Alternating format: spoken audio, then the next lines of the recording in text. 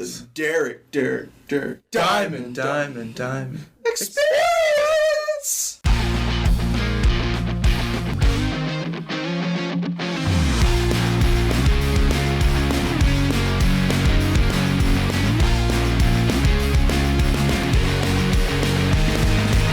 Welcome to another episode of the Derek Diamond Experience podcast. I am your host, Derek Diamond, and if you haven't yet, be sure to check out the previous episode. I actually released a bonus episode this past Thursday, if you're listening to this the day it comes out, with legendary actor Eric Roberts, who's been in tons of movies and TV shows. He has over 600 credits on his IMDb page, and he's an upcoming guest at Pensacon, so be sure to check out that wonderful conversation. Enjoyed all the positive feedback that I've received from it. Everybody seemed to really enjoy it, so thank you to everyone who has listened and left some feedback. If you haven't yet, you can check out that episode on YouTube and on the Derek Diamond Experience podcast feed.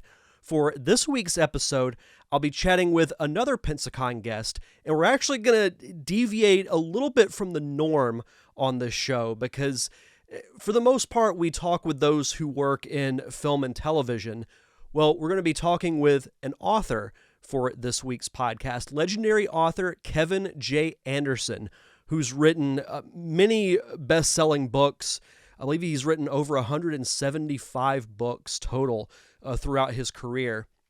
But he's also worked in numerous fandoms as well, including Star Wars, X-Files, Batman, Superman, which, for those who are watching the YouTube version, you'll see this book I'm holding up that he wrote called The Last Days of Krypton. Really fun book. It really adds some detail and some logic into the Superman lore, which I very much enjoyed. So we talk about that book, we talk about his career, and of course his upcoming appearance at Pensacon, which is, crazy enough, it is this weekend, February 24th through the 26th. Again, if you're listening to this the day it comes out. So I'm not going to waste any more time. Let's get right to our conversation with Kevin J. Anderson.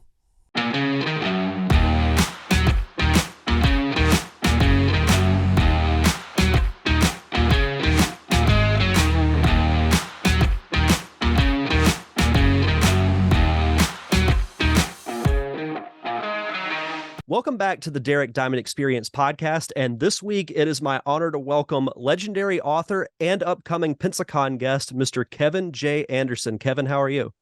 I'm doing great, and Nikola Tesla Anderson says hi too. He insisted on joining us for the Zoom for the podcast here. So anyway, he's not coming to Pensacon. They can only see me there. Yeah, it'd be interesting to bring pets to Pensacon. Like, I imagine it would be sensory overload. 5 minutes. For like 5 minutes, maybe. I would love to bring my chocolate lab, but she would just get sensory overload in like 30 seconds because she's such a people lover that she just wouldn't know what to do. So that's interesting. But yeah, we were actually talking before we started recording. This will be your 5th or 6th Pensacon. So what keeps you coming back to this con specifically? Well, I mean, there are so many comic and pop culture conventions around the country. And like pre-COVID, I was doing about 3 a month. I had one year, I think I did 15, 16 a year. And now that was exhausting. Although I met a lot of people. I actually counted something like 5 or 6 million people at the shows that I went to that one year, which is, it sounds great in retrospect, but it was a killer at the time being. But and Pensacon was one of the ones I went to for a while, but it's something about the vibe and the people and the staff and the way they take care of you just really puts it a notch or two above the others. But what really, really gets all of us guests and the attendees, and when you fly into the Pensacola airport and they've got the airport decked out as Pensacola Starport, and they have stargates instead of the airplane gates, and they have a reception committee when you get off, and there's it feels like it's not just here's a con that's this weekend and then there will be a tennis shoe convention the next weekend.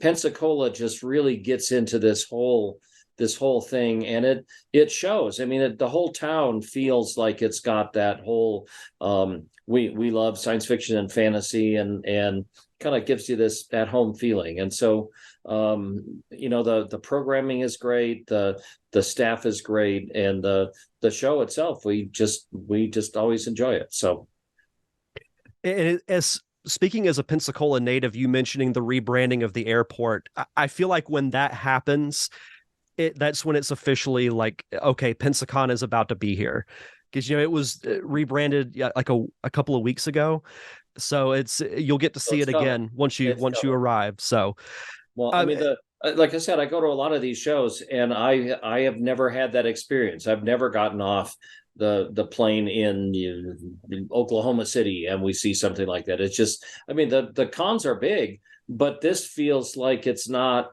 It feels like Pensacola and the surrounding area is invested in it, and that I'm just very happy to be part of it and happy to come back. And absolutely, Nico wants his attention. There we go. The pets always want their attention, so they don't stop until you give it to them. They're persistent with that. So, as we mentioned, you've written numerous books in the science fiction realm. You've written Star Wars books, X-Files, DC Comics as well. Dune, yeah. So what was it that made you want to be a writer and an author in the first place? Well, like way, way back when I was just a little kid, I grew up in a tiny town in Wisconsin, a small farming town. It was 250 people, and like all of my neighbors were my cousins, and nobody read science fiction, nobody read comic books, and I was kind of the odd nerd boy out. Back at a time, I don't know, your people are going to be gasping, but back at a time when science fiction wasn't cool. The only thing on TV was Star Trek and the old Lost in Space, and it just wasn't a thing that was in pop culture. It was like weirdos did that. But I loved watching science fiction fantasy movies even before I could read, and I fell in love with the War of the Worlds, and I would read the Creepy magazine and Eerie magazine and Doctor Strange comics and stuff, and it just got into my bloodstream, and I wanted to tell those stories. And I started dabbling away on my dad's typewriter, and yes, a typewriter, when you like pound it on keys, and I just never wanted to be anything else. And so I'm all my life I've been pushing toward it, and now I'm like doing everything I could possibly do. It's comics and working on computer games and lots of novels and short stories, and it's a whole lot of work, but it's my dream job. And I get to go to conventions and kind of hang out and sign books, and I get to meet like other TV stars and stuff, and it's a dream come true. Cool, really is.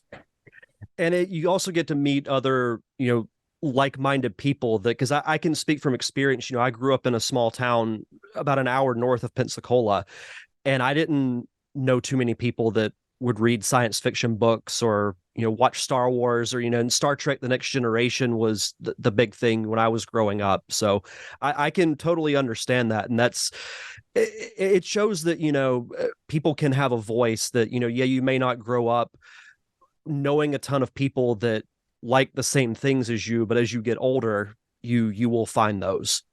Well, Star Wars was the first thing I can remember where science fiction was cool, and all my friends saw it, and everybody. I was in high school, and I went to see it in the movie theater, and boy, I just, people can't understand what an earth-shattering moment that was. I mean, we'd never, sitting in the theater, and it gets dark, and then the scroll starts rolling up on an angle, and we're just like, wow, I've never seen this before. And then the blockade runner zips past, and then the Star Destroyer comes, and it keeps coming, and it's everybody listening to this is like, oh yeah, I've seen that a million times. Well, I hadn't seen it a million times. This was the first time, and I remember in that theater just like, wow. And if somebody had told me then that, you like that movie, Kevin? Well, you're going to be writing Star Wars books in a few years. It would have been surreal. Well, every Star Wars fan, and myself included, they remember their first time watching, whether it's A New Hope or if some of the newer fans might have watched the more recent movies first, but everyone remembers their first Star Wars experience. And I remember the same thing watching it, on VHS in the early 90s. And it was on a smaller screen, but I still just remember being like, my breath was taken away when that happened. And every Star Wars fan remembers that moment where they were hooked. Well, and I finally got around. My wife and I sort of made a list of, oh yeah, there's a bunch of movies that we really should watch, and we watched Citizen Kane, which is supposedly this great masterpiece, and we watched it. It was fine, but I don't get why this is so earth shaking. Well, the stuff that was done in that movie had never been done before, and we're watching it now. It's like, well, it's been imitated a million times. So Star Wars is kind of like that in a seminal fashion. That and of course it was Star Wars awakened in all of the non-nerds. Oh yeah, this is a cool story. And I think the greatest, subtlest thing that George Lucas did was he made the great unwashed public understand what us science fiction nerds really thought was cool about the genre. That when they saw Star Wars, they went, "Oh, now I get it," and that is something that can't be measured and can't be minimized. Absolutely. You mentioned, not knowing then that, and years from now you'd be writing Star Wars books. What was your reaction when you got to write your first Star Wars book growing up as a fan? Well, and the funny thing was, when I got asked, I had published like 4 or 5 of original just solo books of my own. And there was a monthly Star Trek book line that every month there was another Star Trek book out. And it was it was classic Trek. And it was Kirk and Spock and McCoy and the Planet of the Month. And I read those, and I kind of had this fanboy dream as a writer that maybe someday I could write a Star Trek book. And there wasn't anything for Star Wars. And I was asked in like 1992 or something like that. So it was, if I'm remembering right, Return of the Jedi was 84 or 85, something like that. And after that was over, there was nothing. There were no other Star Wars anything. And this was like 6, 7, 8 years after that. And I think like Timothy Zahn might have come out with his first one. Yeah, I think he had, but when I was asked, but we didn't know there was a Star Wars line. And Tim's book was sort of like, it's a random Star Wars book, and that was just the cracking open of the floodgates. And I think it surprised the publisher and everybody that there was such a raving Star Wars fandom out there that really wanted more. And when I got asked to write some Star Wars books, I of course I said yes, like immediately, and then I immediately went into my my research mode, which meant watching the movies over and over again, buying my action figures and playing with them, and I bought a model of the Millennium Falcon that I put together so that I would kind of have a feel for how the ship worked, and everything. And then I was on like a ski slope that had just started going down. That, of course, I'm talking to Pensacola. I'm not sure that ski slopes are something you guys are familiar with too terribly much, but I was like picking up speed, and I wrote the Jedi Academy trilogy, and then I wrote some Tales of the Jedi comics, and I edited the Star Wars Tales anthologies, and then I did Darksaber, and then I did the Young Jedi Knight series with my wife, and then I did some pop-up books, and it was just Star Wars, and I just loved it. And I was going up to Skywalker Ranch. I lived within driving distance, and so I was going up. I met George Lucas. I was up in the Lucasfilm art archives and just spent a lot of time there, and it became this huge part of my life. And then I kind of branched out, and I did X-Files, I did Batman and Superman, and I wrote for Marvel, and I wrote a bunch of other comics. And then I got connected with Brian Herbert, Frank Herbert's son, and he and I mean, that's kind of my huge main focus now, writing Dune novels, and we work together on all kinds of projects, and I have a million of my own projects. So this is my dream career, the way it's going.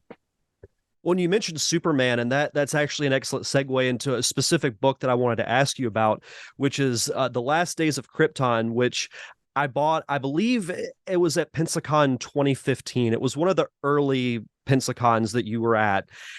And Superman has always been that character to me that, like, I find his story interesting, but it can be difficult to tell his story in an interesting way because he's like, he can't be hurt unless you have kryptonite. So you wrote about it's a prequel about the last days of Krypton before it's destroyed. And what I liked what you did with the book is you made a lot of little things make sense. Like one of the questions I had whenever a lot of them didn't make sense before that. Right. It's like, why was he the only survivor? Like, where were the spaceships? And you explain that. So talk to me about the process that you went through to write that book. Well, it was one of those like thunderstruck ideas that I just sort of walking along, and then I was thinking of the Last Days of Pompeii, which is sort of like the classic, the people in their normal lives in this glorious city of Pompeii, and then Vesuvius erupts and destroys all of them. And I thought, well, why don't we do that with Krypton? And then I started thinking, well, we know Jor-El invented the Phantom Zone, and we know about General Zod, and we know about Brainiac stealing the city of Kandor, and all of this is a bunch of cool things. And Jor-El's brother Zor-El was on the Argo City that he domed over so that it survived the explosion of Krypton, and that's where Supergirl comes from. And I read all these comics. I grew up with all this stuff, so I know all these stories. And then I just started thinking of, well, but that doesn't make sense, and that doesn't make sense, and things like if Jor-El is the smartest scientist in 23 galaxies, and he's building a spaceship, why does he build a spaceship that's only big enough to hold a baby? Why not just build a bigger one so that mom and dad of the kid can go along?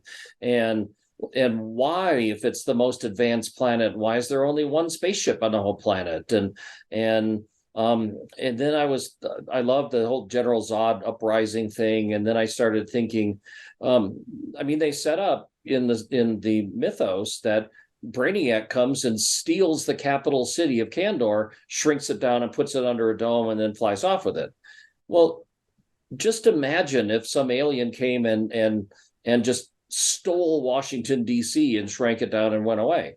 Well, some people would say good riddance, but just imagine what that would do to a peaceful utopia society if suddenly your government is decapitated.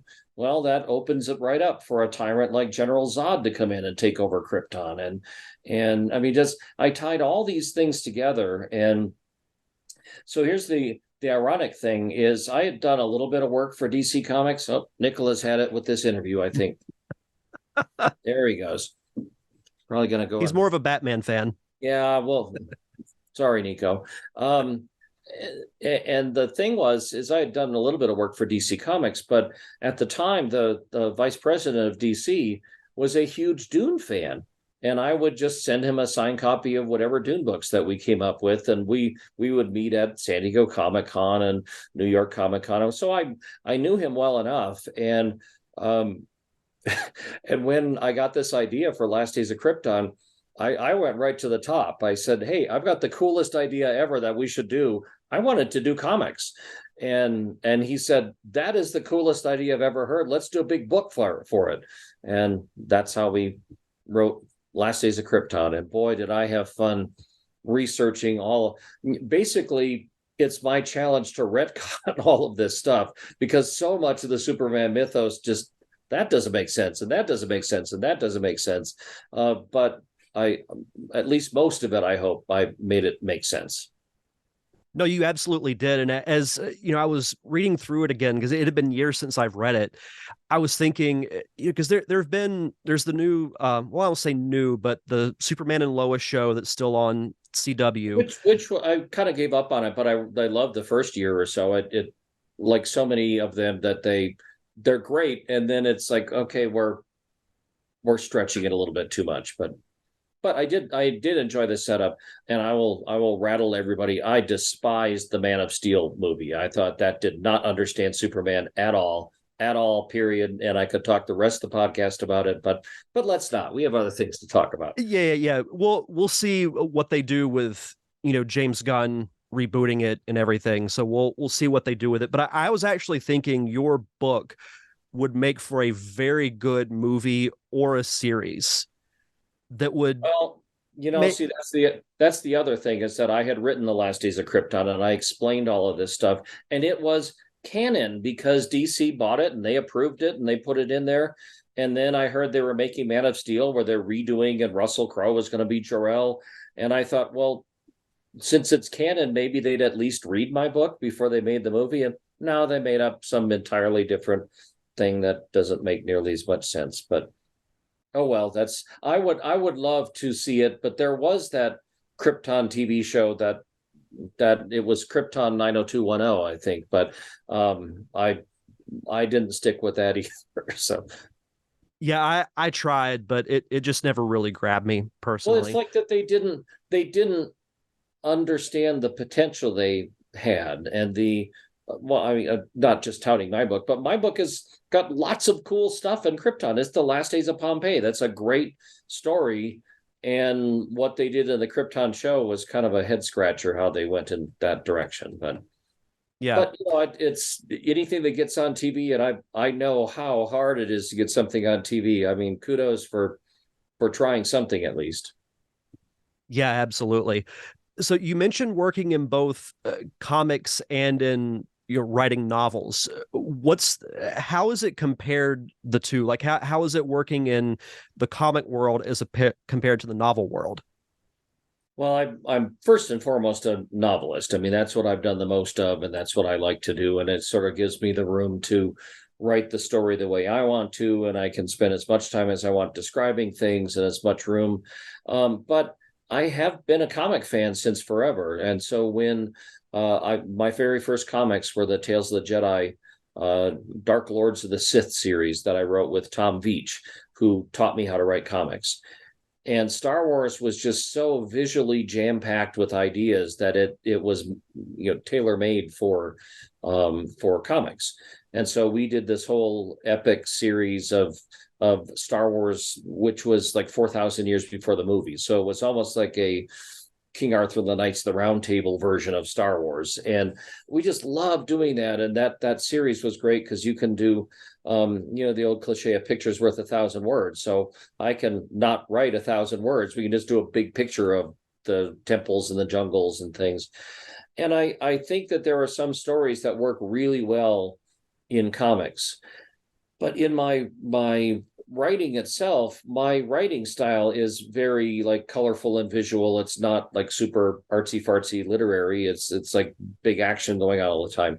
So my stories are pretty well designed for comics. And in fact, what we've been doing, in fact, in a week or so, I'm starting issue 11 out of 12, where we're adapting our first Dune prequel trilogy to comics. And those House Atreides came out a year and a half ago. It's from Boom Studios, and they did 12 issues of House Atreides, and now we're doing 12 issues of House Harkonnen. Like I said, I'm about to do number 11, so we're wrapping that up. And those are big stories with lots of great visuals, and it's good to do it. The House Atreides won the Dragon Award for best comic graphic novels, so that's they're liking that. And in a similar sense, Brian Herbert and I did, and I've been pushing for this for a long time. We did the definitive scene by scene adaptation of Frank Herbert's Dune into a graphic novel form, and that Abrams Books published it, and that was a New York Times bestseller and won a bunch of awards and was just named one of the top 100 graphic novels of all time. So it might have been my cousin Bill's list, but who knows what the list was. But it was on the list, though.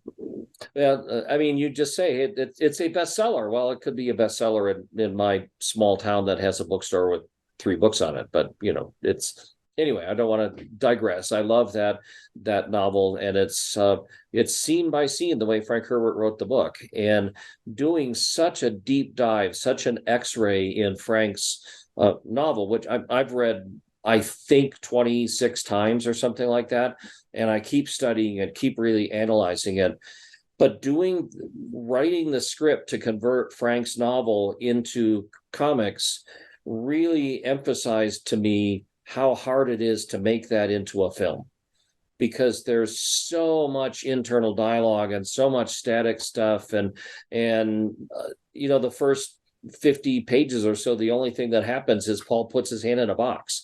I mean, there's not a lot of action that goes on, and so it's really hard to do that visually. But I mean, it was a challenge, and that's what we did in the graphic novel. And I'm assuming that anybody who bought Dune the graphic novel wasn't looking for people in spandex slugging it out a bank robbery or something. So they had the patience for it, and we had the room to do it.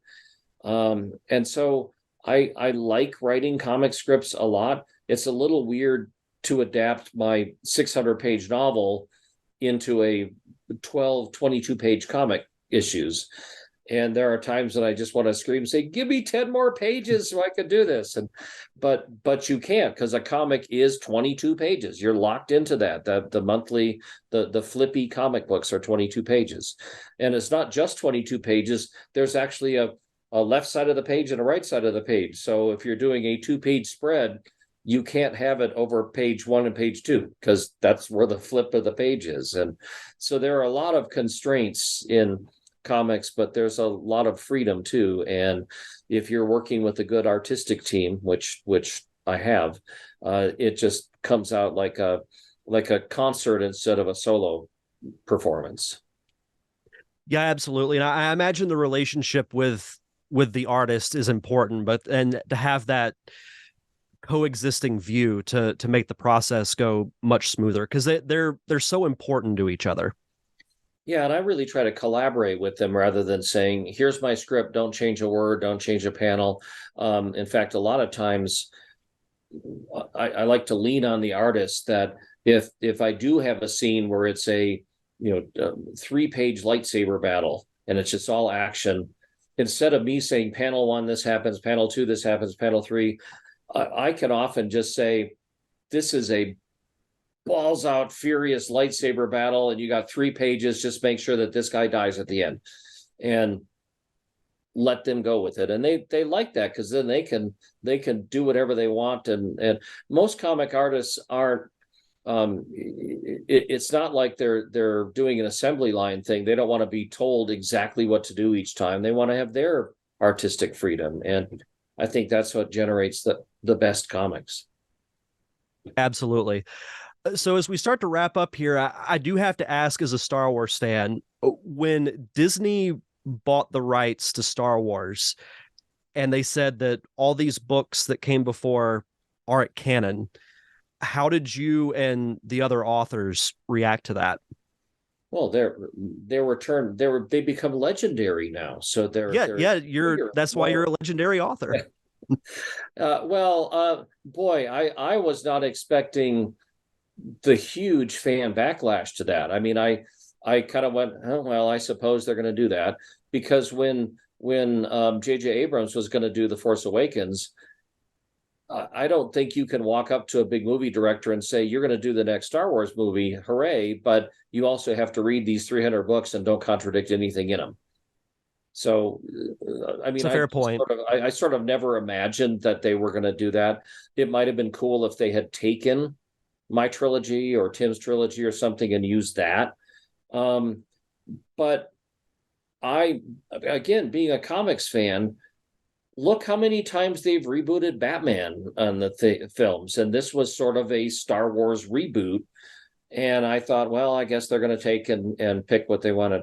But boy, the fans just it's like they were my knights in shining armor. They took up the cause, and let's be honest, Lucasfilm could have maybe handled that a little bit more delicately. That we respect that these other things, and we're just going to put them on Earth too, and you can keep reading them, and we're going to do a different version. But no, they kind of stomped on things, which it's changed a little bit now, but they still exist. Like you said, they're reissued, they're legends, and they're, again, with the comics, there's classic Batman, and then there's various versions of Batman and everything, and I can enjoy it and go in there.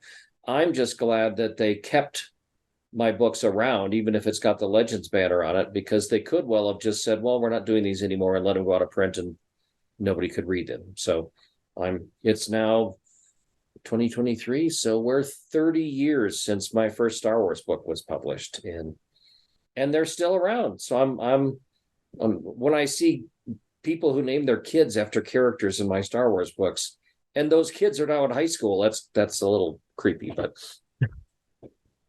that's got to feel like a tremendous honor. Cool, though. but it's like it's hard for me to get my head around it. But. Right. Yeah, no, I totally get that. Where can people find you, or your website or social media, so the viewers and listeners can follow you? Well, I mean, I'm going to be at Pensacon, so if you can manage to get there, I'll be. It's called the Bard's Tower. It's a big exhibit that's got a bunch of authors at it. If you can't make it to Pensacon and still want to pick up some of my books, like The Last Days of Krypton, and they're all autographed. Yeah, I have an online store called Wordfire Shop, like Words on Fire, wordfireshop.com, and I've got tons of my signed books there. I'm on Twitter with the word "the" and my initials, so it's the KJA. Facebook, just look for official Kevin J. Anderson page and you'll find it. I'm just rattling off. I'm all over social media, which is why I don't get as much writing done as I should, I think. But yeah, I'm pretty easily findable if you wanted to follow some of my stuff or get in touch. And again, I have lots of work projects that I'm in the middle of, but now that I'm finally getting back into touring some conventions, I have half a dozen this year, so I can get out there and see the fans face to face again and get pictures and autographs and stuff. Fantastic. Well, Kevin, thank you so much for taking the time to have this chat, and look forward to seeing you at Pensacon. Well, I look forward to it, and I look forward to the show, and come see me. Thanks, everybody. Thanks again to Kevin J. Anderson for taking the time out of his very busy schedule to chat with me about his career and his upcoming appearance at Pensacon, which of course is this upcoming weekend, February 24th through the 26th at the Pensacola Bay Center and all throughout downtown Pensacola. And speaking of that, it is the return of the Defending Bad Movies panel, the one that I've hosted in years past and recorded for this podcast. It will be making its return. The panel will be Saturday, February 25th at 1:30 p.m. at the Right Place in room number 4. It's just a short walk from the Bay Center, so if you're hanging out with some of the celebrities, getting autographs, getting your photos, you can head over to the Right Place and listen to Jason, Wally, and hopefully Julio defend bad movies that I will draw out of a hat. If you cannot make it, we will be recording the panel, and it will air for next week's podcast. So you won't have to wait very long to hear it. Both the audio and the video versions will be available on the Derek Diamond Experience feed. But until then, you can check out past episodes of this show.